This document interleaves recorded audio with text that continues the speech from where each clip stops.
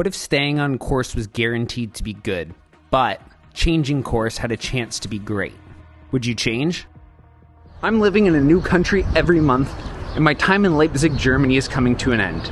And it wasn't really what I expected. I'm going to be getting into the things I enjoyed, the things I didn't, and what that will mean for the future of my travels.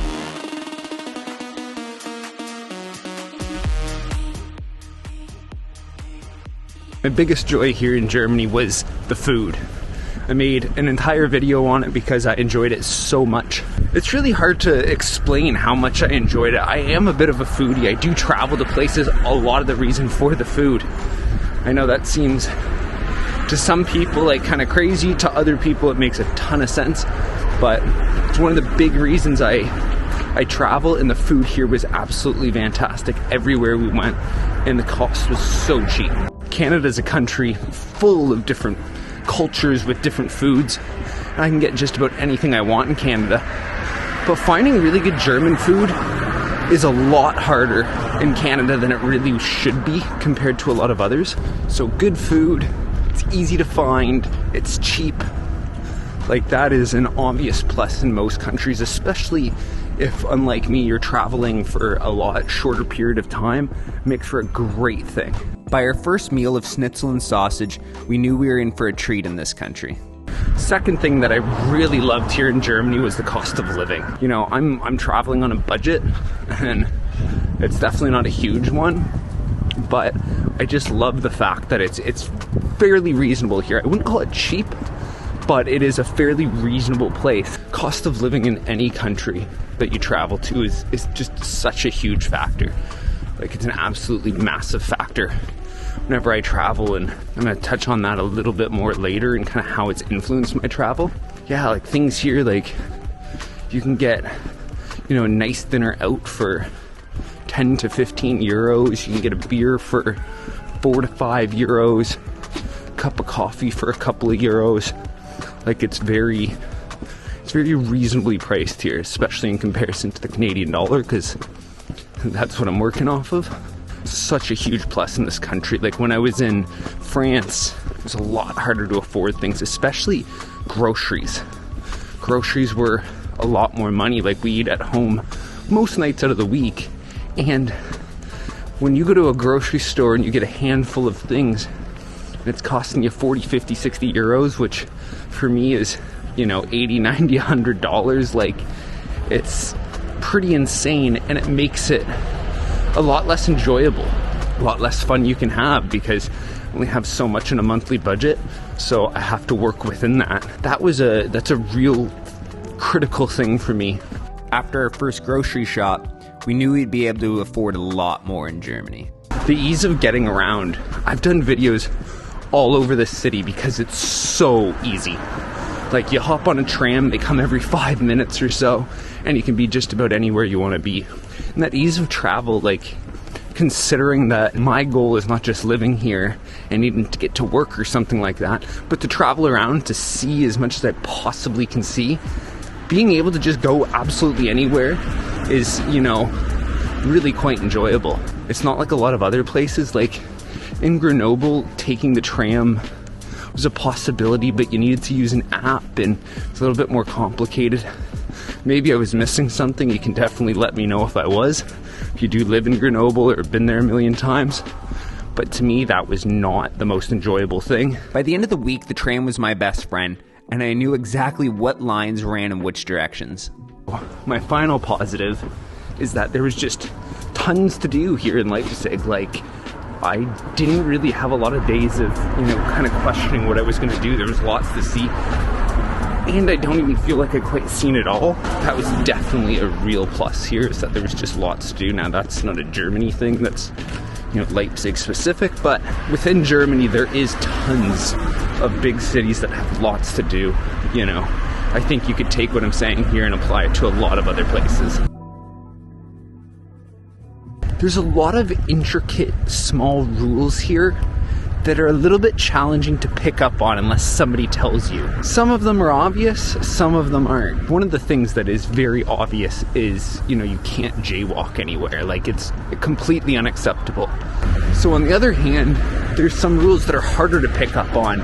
such as speaking loudly in a bar. To me, it's never even been something I've really thought about, but here you do not speak above the level that everybody else is speaking at. It's sort of, again, kind of nuanced.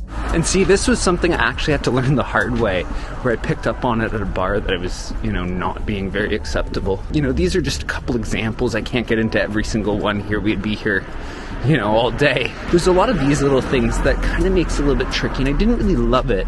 But again, I do want to state, I know these are just cultural norms. Every country has them. But here was just a little bit harder to pick up on. By our first full weekend, we had met a few different locals who informed us of some of the cultural norms. Second thing that I really struggled with here was, and I know it's just part of the culture, but everything being closed on Sundays and kind of the opening and closing times here, it made it, as a traveler at least, a lot less enjoyable. If you live here, things being closed on Sundays and having Sunday as just the general day off to spend with your family sounds fantastic. I don't even see an issue with it. But as a traveler, I was here for a month and I spent 4 days doing, a lot of nothing, frankly. No real better way to put it, to be honest. And beyond the Sundays, during the week, it just felt like there was not a lot happening. And I asked the bartender about that.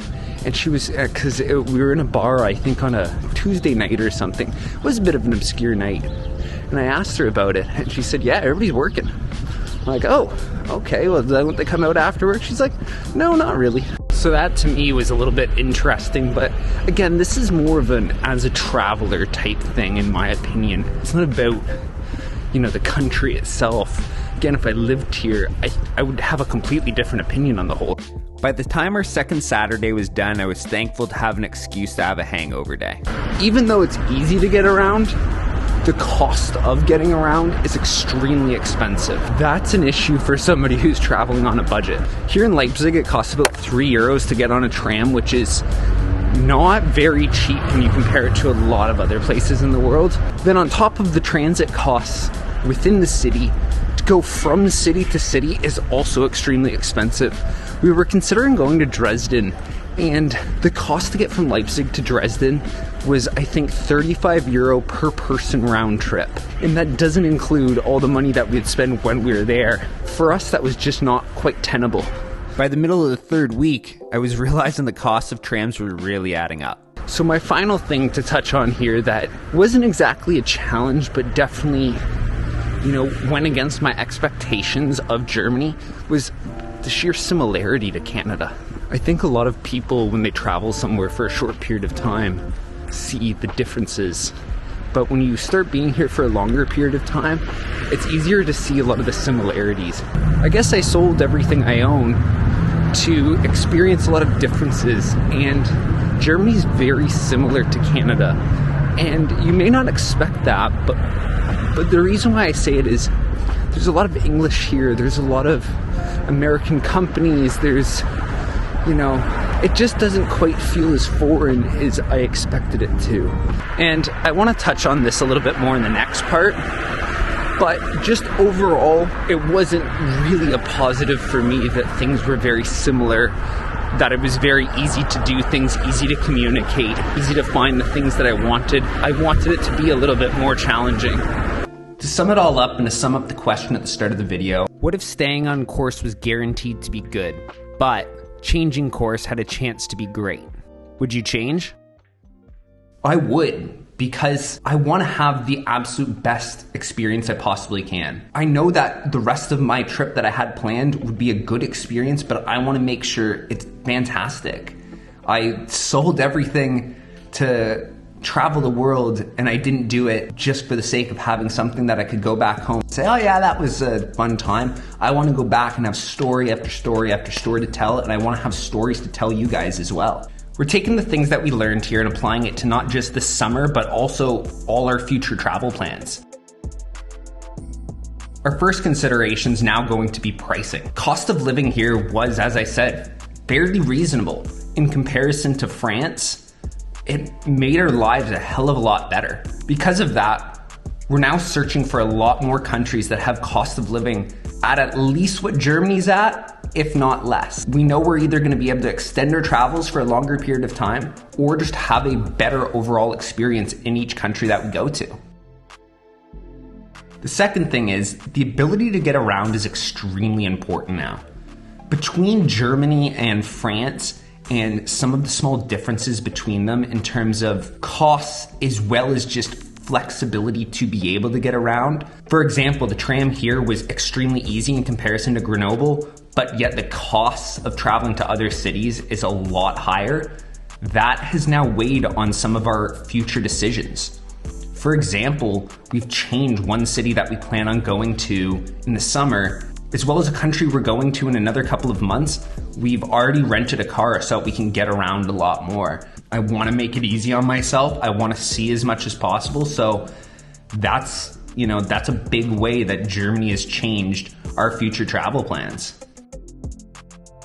And finally, having more like quote unquote foreign experience is substantially more important. As I said about the similarity between Germany and Canada, it made the experience a lot less enjoyable. I just didn't have a challenge that I really came on this trip for. We're looking for countries that just have a completely different culture, completely different language, that live life in a completely different way.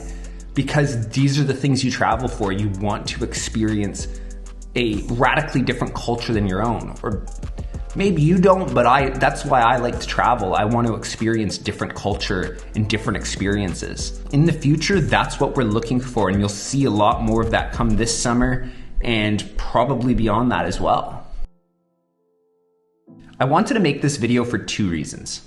One, I find that people on social media and on YouTube, and even just people you talk to who travel quite a bit, tend to glorify everything about traveling and act like there's no bad to be found. The reality is that that's not true. Sometimes you go somewhere and it's not your favorite place, or the food's not the best, or your accommodation wasn't great, or you had a horrible flight trying to get there.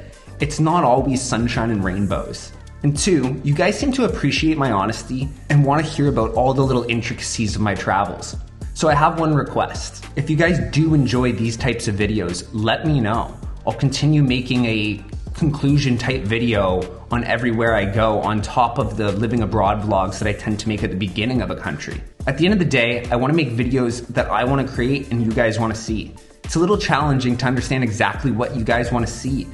The only way I can really know is if you guys let me know, or I have to parse through the stats and try to figure out which videos you guys like and which ones you don't. So if you enjoyed this video, consider giving it a like, subscribing, let me know in the comments.